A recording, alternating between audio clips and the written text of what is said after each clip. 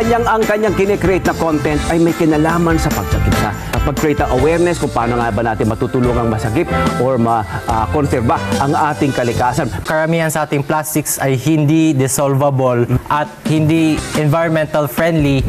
Kaya ngayon gumagawa po tayo ang Tansan made from bottle caps na plant pots. Bakit mo ito naisipang gawin? Ang dami pwedeng maging content, pero itong ating Mother Nature ang ngayon na pagtuunan ng pansin.